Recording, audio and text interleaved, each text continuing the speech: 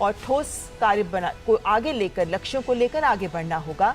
तभी हम साझा भविष्य, एक भविष्य हासिल कर पाएंगे।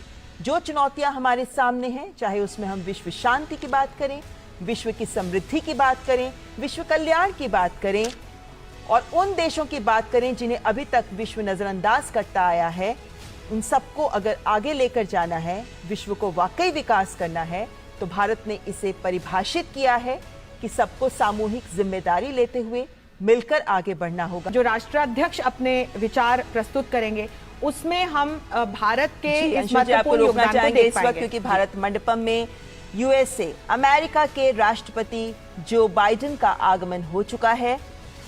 कल हमने देखा कि भारत और अमेरिका के बीच द्विपक्षीय वार्ता भी हुई और कल हमने ये भी देखा कि कैसे अमेरिका के राष्ट्रपति जब दिल्ली पहुंचे तो सबसे पहले वो सीधे प्रधानमंत्री के आवास गए और वहां उन्होंने प्रधानमंत्री नरेंद्र मोदी के साथ मुलाकात की और दोनों देशों के बीच जो वार्ता हुई उसके बाद कुछ ठोस परिणाम जो सामने आए, उसमें दोनों देशों के बीच के द्विपक्षीय संबंधों को जो पहलू परिभाषित करते हैं, जिसमें तकनीक भी शामिल है, जिसमें इनोवेशन भी शामिल है, जिसमें आर्थिक और व्यापार के मुद्दे भी शामिल हैं, इन्हें आगे बढ़ाने को लेकर प्रतिबद्धता दोबारा से जाहिर की गई।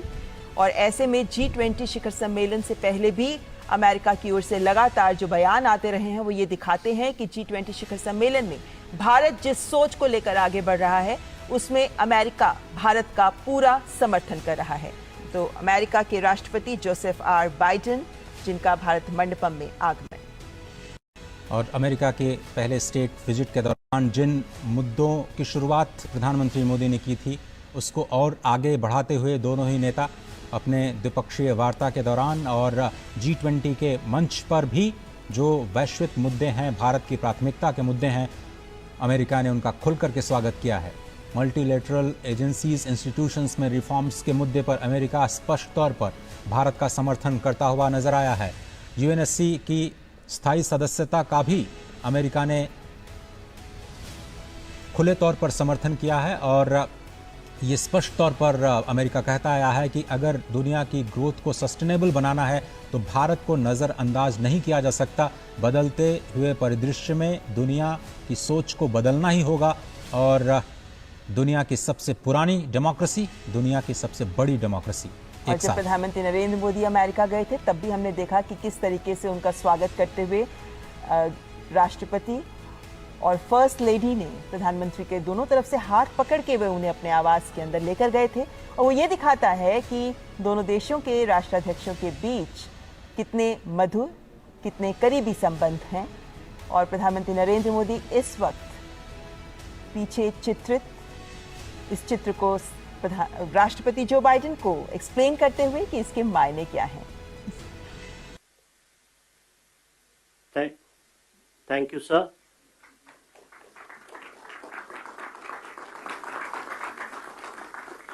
India and the United States of America co-chair this initiative, and now, as the co-chair, I invite the President of the United States for his remarks.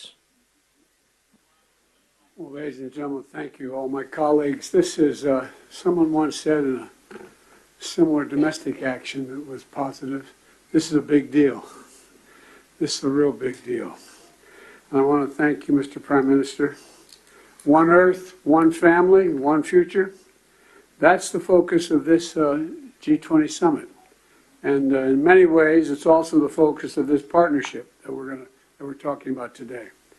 Building sustainable, resilient infrastructure, making quality infrastructure investments, and creating a better future.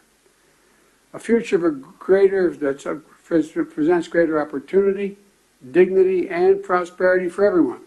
Last year, we came together as one to commit to this vision. And this afternoon, I want to highlight the key ways in which the United States and our partners are working to make this a reality. Economic corridors. You're going to hear that phrase more than once, I expect, over the next decade. Economic corridors. As we work to address infrastructure gaps across low and middle income countries, we need to maximize the impact of our investments. That's why a few months ago I announced that the United States will work with our partners to invest in economic corridors. In practice, it means We're focusing on regional infrastructure projects that deliver results across multiple countries and in multiple sectors. And today I'm proud to announce that we've finalized a historic agreement for a new India, Middle East, Europe economic corridor. As a key part of this corridor, we're going to invest in ships and rail that extends from India all the way to Europe, connected by the UAE, Saudi Arabia, Jordan, and Israel. Bridging ports across 2 continents, unlocking endless opportunities, including making it far easier to trade, export clean energy, expand access to reliable, clean electricity, lay cables that will connect communities and secure a stable internet, contributing to a more stable, more prosperous Middle East. And I want to thank the sponsors. And I particularly want to thank Prime Minister Modi and the Crown Prince of Saudi Arabia, Mohammed bin Salman,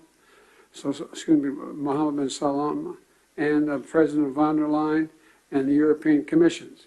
And since he's not speaking today, I wanted to, maybe he is speaking today.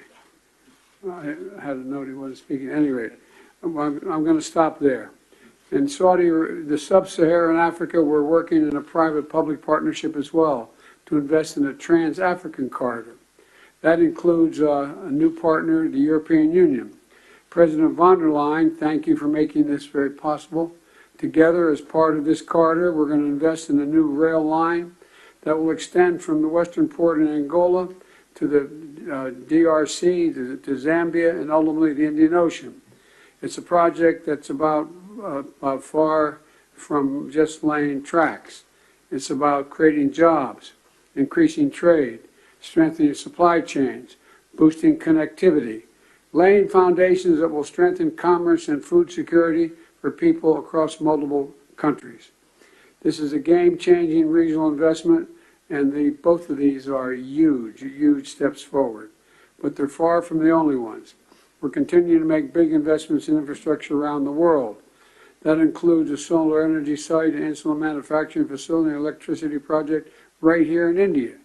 We're continuing to develop economic corridors across Africa, Asia, and the Americas.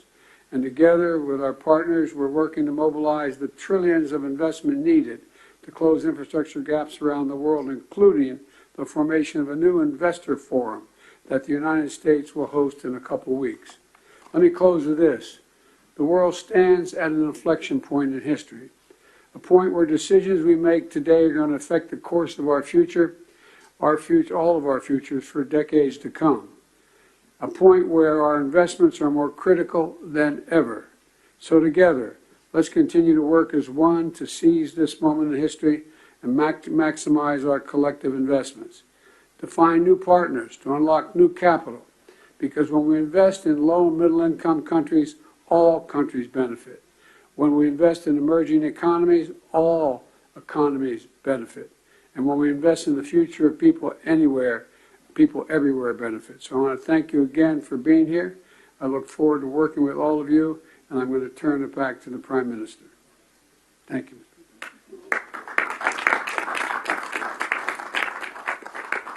Thank you, Excellency.